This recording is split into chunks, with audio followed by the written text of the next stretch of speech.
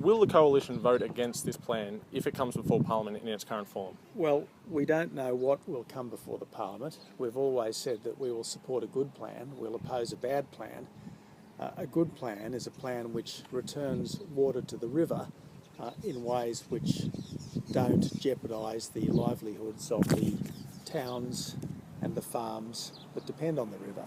All of the draft plans, and now the one that's with the states, all say 2,750 gigalitres to be returned. Tony Burke said if the states can't come to an agreement that he'll go it alone. So you may be faced with the plan that's been on the cards for quite a number of months. Has the Coalition come to a firm position if that does come before Parliament in its current form?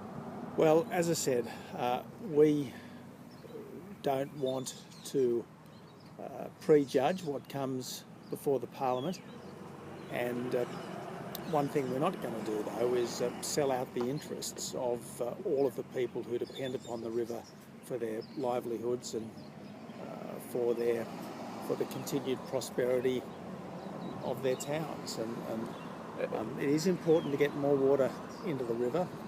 I think everyone is a conservationist these days. I think the people who are living along the river are just as much conservationists as the people with Greenpeace stickers on the back of their car.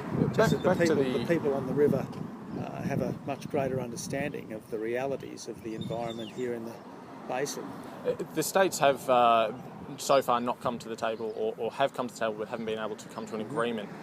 Coming back to the original question, in its current form, and I'm sure you're well aware of what its current form is, if that does come before Parliament, will the Coalition vote against it? I'm just not going to get into hypotheticals. I think it's important. I'm not sure that's a hypothetical. I think that's well, Patrick, a reality. I've given you my answer.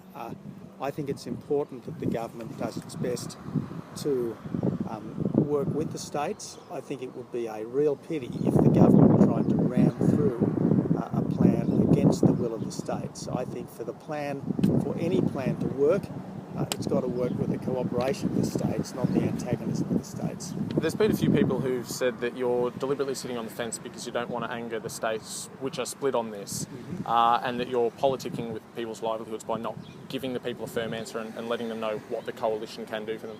Look, we're in opposition. We're not in government. You can't run the country from the wrong side of the Parliament. Now, as soon as there is a firm proposal from the government, then we'll tell you what our exact position is. Any other questions? Yes. We've got to go. We don't want to miss the start of the race.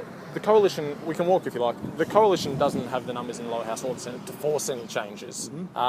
So regardless of what the plan is, if it does seem to be a bad plan, what can the people of Griffith and the surrounding areas expect from the Coalition? Well, we will oppose a bad plan and we will do our damnedest to save people from any bad plan that this government might put forward.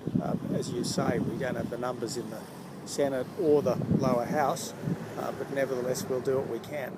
And how much responsibility does the Coalition take for this plan, given that it was it that formed this legislation?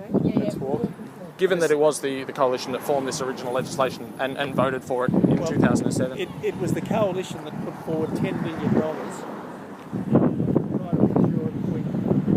Could have a healthy Murray-Darling basin, healthy economically and healthy environmentally.